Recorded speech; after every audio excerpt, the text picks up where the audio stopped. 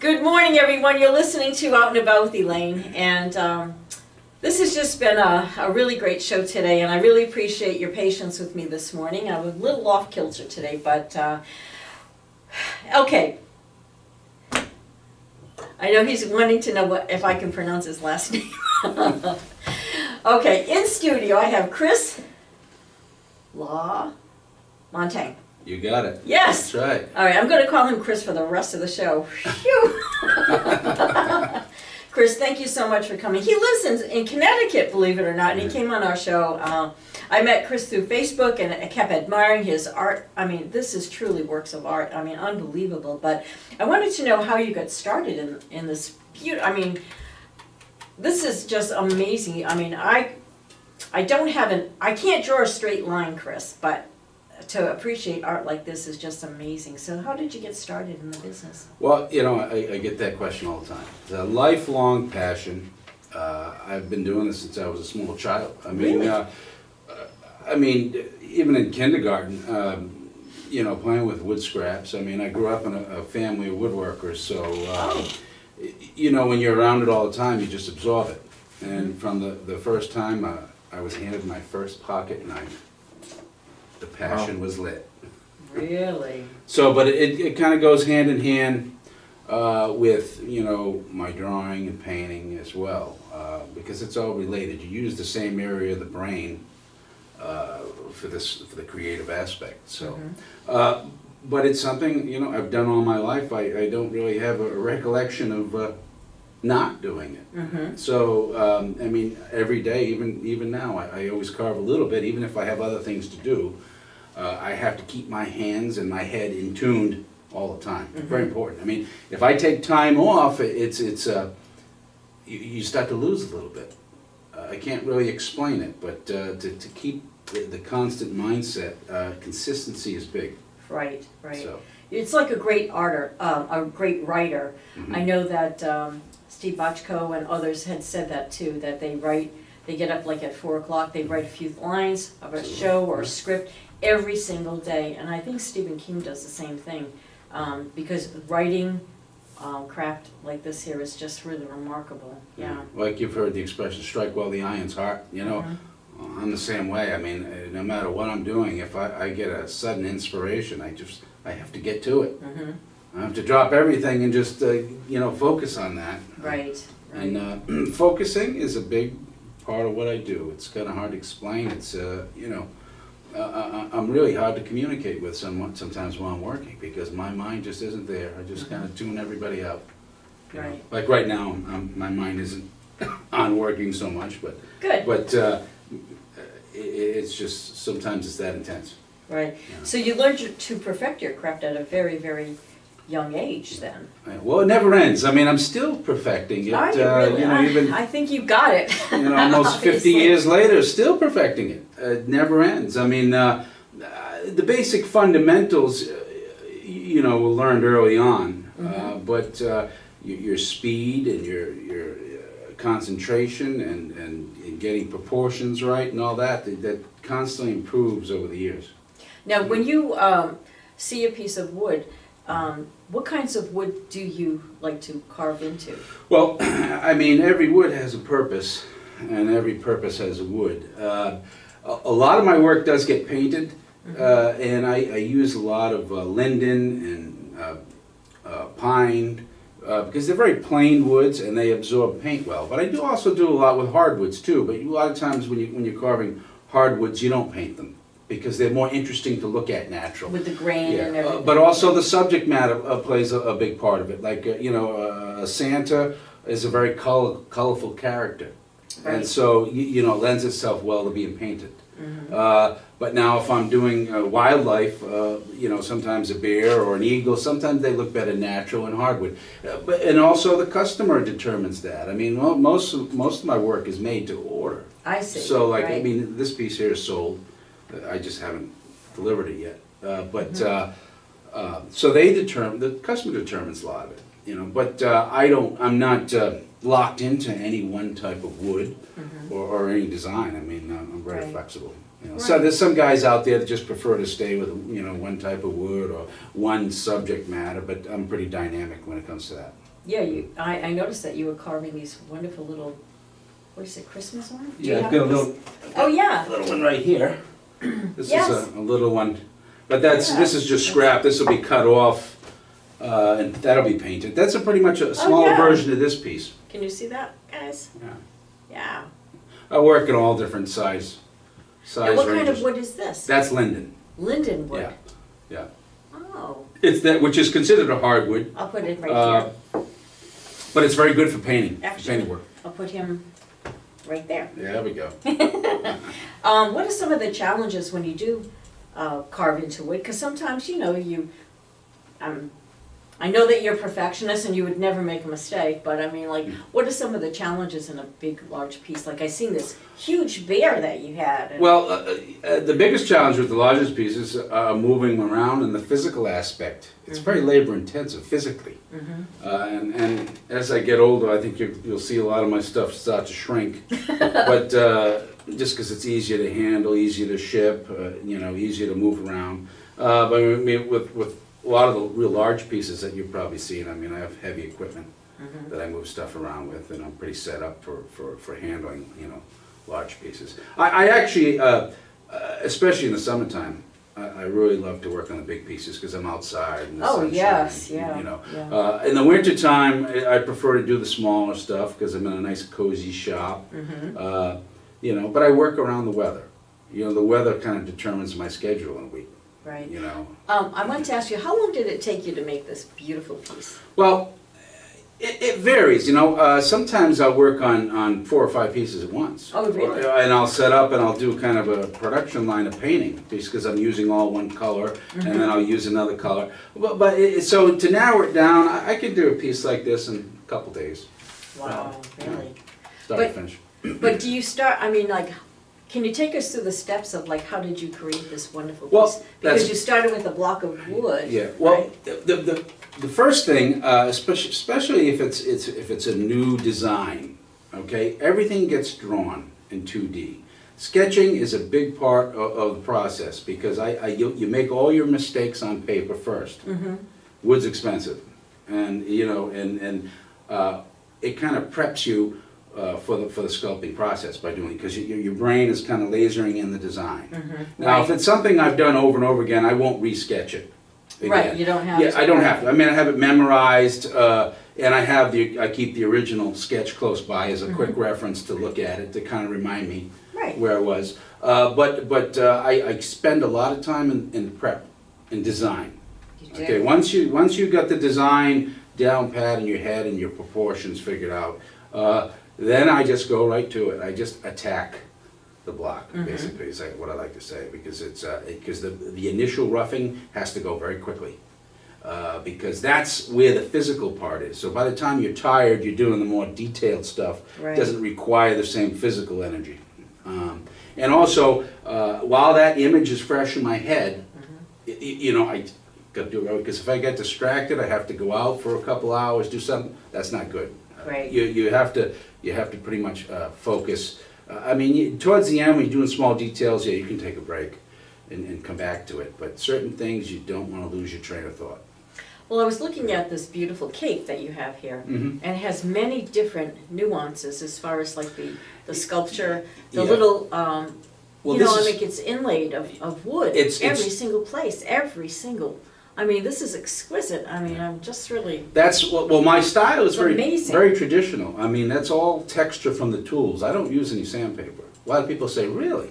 See, yeah, that's. I'm surprised. It's kind of using sandpaper is kind of amateurish because historically it wasn't done that way. I've spent a lot of time. I've been to Europe several times, studied, you know, old carvings that were 600, 700, 800 years old. They didn't have sandpaper as we know it. They had different abrasives, but you know, but it was all about being so good with your tools that you can derive the finish strictly from the tools. It's amazing. And I work with razor sharp tools, and that's also a big part of the process. Yeah, that's key. But I use a lot of ancient techniques that were, you know, nobody really even does anymore. And then I've actually discovered a few things on my own techniques using some modern tools. But most of my tools are very, traditional. I mean, just, you know, the same type of tool that was used 600, 700, 800 years ago. Wow. And some of my tools are actually 200 or 300 years old. Really? Yeah. Have you ever thought about teaching the class of this? I get asked all the time, and it's something I plan on doing at some point. Seriously? Yeah. Passing down that trade is just really unique. Yeah, it's just that at this particular time, it's counterproductive for me. Until it gets to the point where I can earn enough teaching as I can actually selling my work, then I'll start to transition. Oh, I think you could. You know, but it's hard because I would have to be starting everybody off on a real beginner level. I know. Because it's more about practice. Once you know the fundamentals, it's more about honing your skills through practice, not so much the education aspect, but the initial fundamentals are what are important to get that foundation in.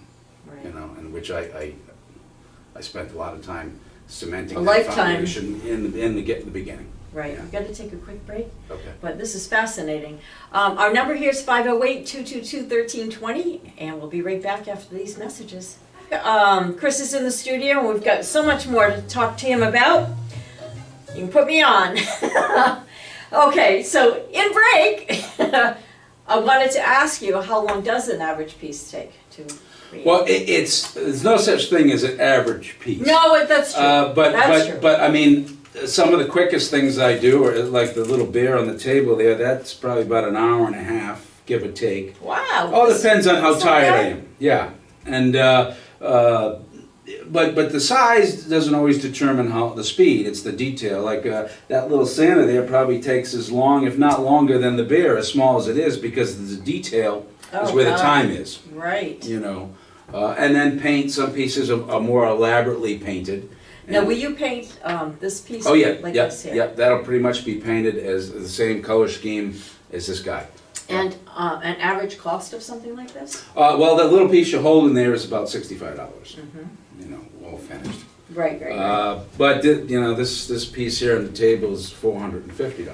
So, you know, Well worth it. I've done, you know, things up to $10,000. I mean, it all depends on the subject. Right, of course. You know, and what's involved, where it's going. Is it going to be outside? Is it going to be indoors? There's so many variables when you talk price, and that's usually quoted individually, because none of these things are really stock items. I don't really make huge amounts of inventory. I can only produce so much in a year. I'm only one person.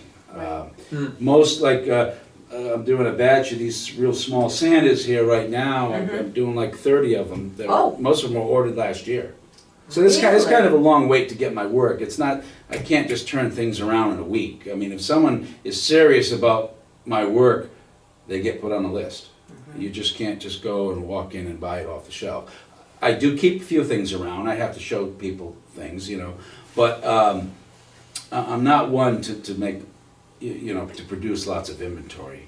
I was wondering if you had thought about you know, maybe down the line to, like, where you are, have like a little shop where people could go in and actually purchase things. In a gallery setting, yes. But like I said, it's a production issue. I can't produce enough to keep people who say, well, why do you have a store? Because I can't, instead of taking something and putting it on the shelf, I'm handing it to the customer.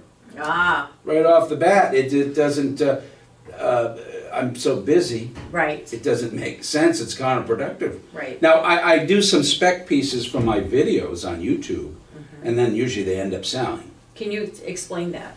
Yeah, well, as you know, with I didn't have social media to work with 25 years ago. So most of my advertising was done through real high-end galleries and craft shows throughout the country. But the business has changed. The internet has made the world a lot smaller. Yes. So instead of driving, you know, 8 hours to a show in Wisconsin, I'm doing a video now, and thousands of people are watching the video, and I'm making, you know, sales that way. That's great. Or on Facebook, or on YouTube, or on Instagram, or just word of mouth. People that have, you know, I have customers that have been regular buyers for the last 25 years. That's Every year they wonderful. buy a piece from me, and you know, like I said, my production is limited. I'm pretty fast for one person. Right. But, you know, I'm not as Superman as everyone thinks I am as far as production. So a gallery is something, or a store is if you have 4 or 5 people feeding that store. I mean, there was a time when I did some sold to different galleries, and they would, you know, but the order was already there. It wasn't a speculation. Oh, I see. piece, Right. So it's pretty. It's kind of pretty intricate the way I market my work. Mm-hmm. And with all technology and things that are happening, Mm-hmm. you see other less quality out on the market, That's right. mass producing by machines. Mm-hmm. Have you A thought lot of about? molded stuff too, and cast. Well, that's things, what yeah. I was gonna. That was Yeah. my question. Had you ever thought about doing something like that? I had dabbled with casting some of my pieces in the '90s. You did. Yes, I actually had a small limited line of reproductions of my work, and it was okay at the time. But Mm-hmm. what has happened is, because there was so much of that, not just from me and from other people, but there was such a glut on the market, it brought down the value of castings. Really? Well, because there was so much resin out there, so much of it. When, you know, it's like when there's lots of oil, gas is cheap, right? But Yes. when you don't get much of it, it's, you know, the whole supply and demand. Mhm. So now, and the other thing is, I had to tie a lot of money up into my castings, because you couldn't just get one thing cast; you had to cast many pieces, and so it ties up a lot of money. Oh. And so now I found myself just paint, because the pieces still had to be painted. Right. There was no way to replicate that. I had people that would help me, Right. you know, do some of the easier Right. aspects of it. But it just got to be too mentally monotonous for me, and it just, so I got away from it, and then the market also dipped with that stuff, like I I see. just told you, because there was such a glut of it on the market. So now I'm back to only doing originals. And I will do, That's I will great. do some limited production, originals like the bear. That's Yeah, kind of the a bear's production cute. piece. But my focus is on these days is on one-offs, one-of-a-kinds, is where my target is. You know, That's people great. or commercial things where, like for a building, somebody wants to have a real fancy sign carved on the building, you know, or corporate sculpture for a boardroom, that sort of thing. Right. Right. Or and in some cases, some restoration pieces. I've been contacted, you know, for different, you know, historic buildings, and they want to replicate some carving, you know. So it makes it more interesting for me, and it's probably the most profitable use of my time, Sure. you know. Sure. And I pay very close attention to that these days, is using my time as wise as I can. What's one of the next projects you want to work on? Well, that's a good question. There's a lot of things. I mean, also now with my YouTube channel, I try to find projects or potential projects that will also be good entertainment. Oh, great. So this has kind of added a new dimension to my work that never existed 25, 30 years ago. But when I started doing films, now it's all about the film, Ah. you know, and eventually I'll be, you know, earning a living just from the films. It's going to get to that point. Really? Yeah. Well, because That's great. media today is, I've actually licensed one of my films to a media company, and the royalties end up being more than what the piece is worth. So really, you know, it got me thinking that, you know, the more I focus on that, whether I sell the piece or not, it doesn't matter, because the income is in the video. I'm not at that point yet, Interesting. Very but interesting. it's added a new dimension Yeah. to the creative aspect of what I do. I see what you're saying. Yeah, the entertainment is almost more valuable than the piece itself. Now, what is in the film? What is the material that is in the film? Well, like you've seen a couple of my videos. Okay, so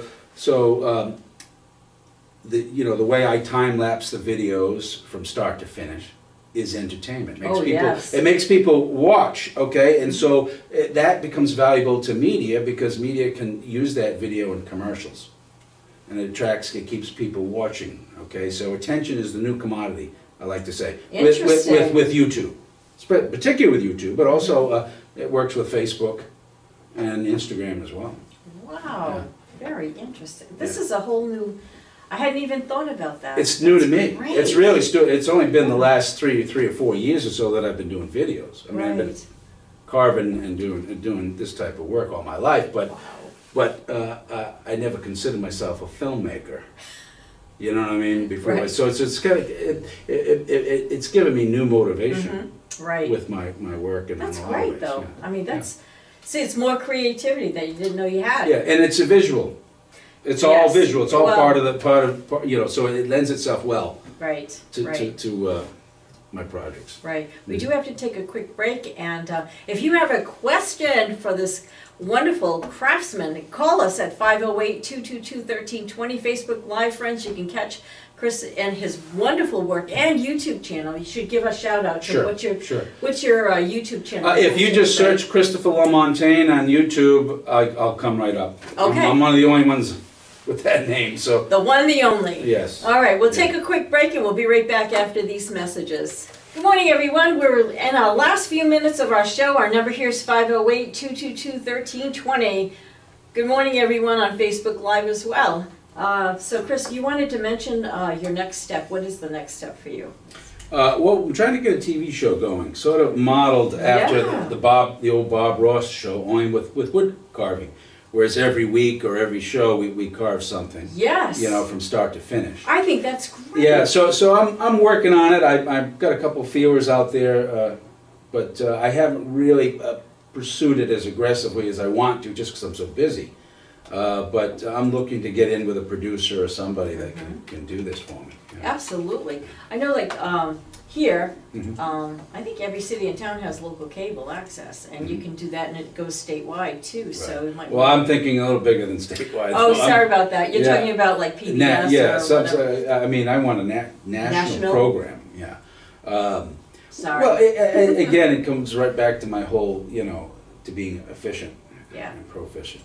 You know, if I'm gonna do something, I should do it big. you He's know. gonna do it big. We're gonna have to broadcast it, and we're gonna say we knew him when. Do you ever build furniture too? Oh yeah, I've kind of done many facets of woodworking. I mean, you know, going for periods of time, you know, like I just focused on furniture. And for 10 years I did timber frame homes, barns, and I still will do an addition on a house or a barn every now and then for someone. Really? And I still enjoy that, but Yes. it's very physical and dangerous work. And I did a lot of it solo. And Did you? Yes, and it makes it that much more dangerous. Oh, yeah. And my mortality, I've become more aware of it with each passing year. So I have to pick and choose what I do very carefully. I you know, understand, so right. I'm practicing a little self-preservation these days. You know. I think that's so important too. Yeah. I really do think that you need to do that. I know that you, I do have a few more questions and then we'll get to your contact information, which is very Sure. important too. But what's the best part of your creativity in doing this wonderful work? Well, you know, it's coming up with a new design. You know, the thought process and sitting down and sketching and that's the part that's the most exciting. After that, I'm just kind of on autopilot, you know, chopping through the block, you know. Right. I mean, you still have to pay attention to what you're doing, Sure. but that's where the real work starts. I mean, that's when you sweat. But the initial design process is the most interesting to me. You know. And if you were going to give anybody advice that's trying to get into this business, you know, just starting out, a young person, what would be some of the great advice you could give? Learn to draw. You know, Learn to draw. you're sketching, and it's being able to think 2D and then convert it to 3D. I'm a 3D thinker.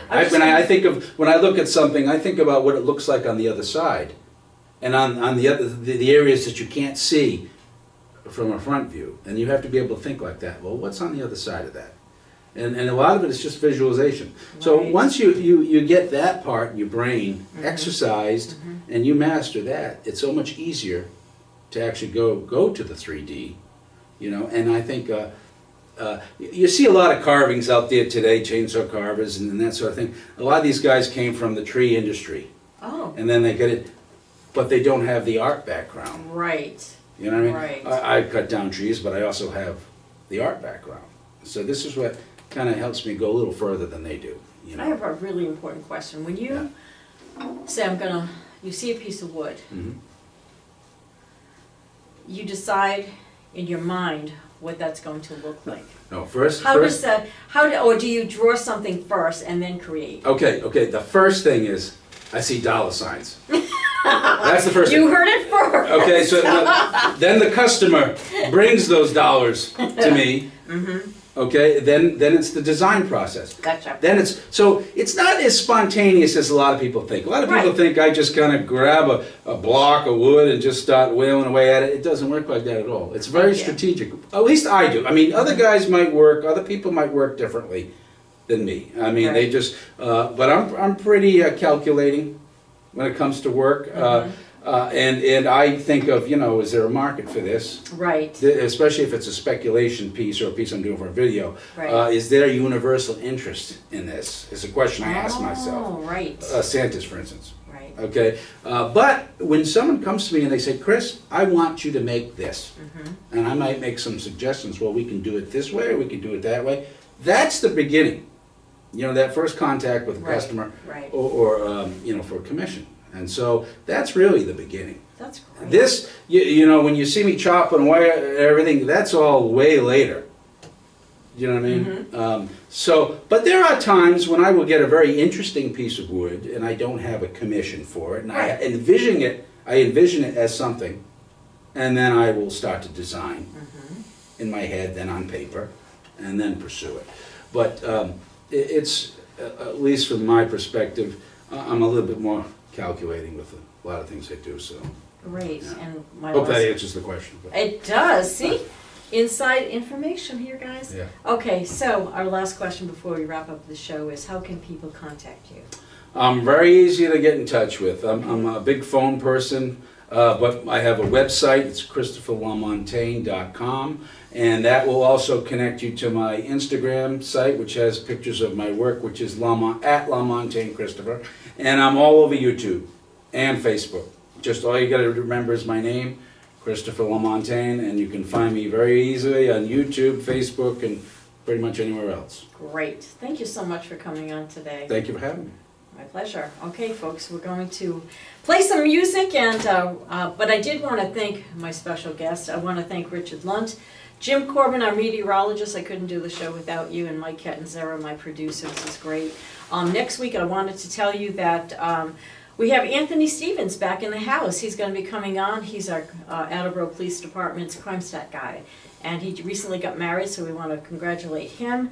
Also, to I just want to. I just don't know what to say about Tony Viveris. He was a spectacular person. He is Mr.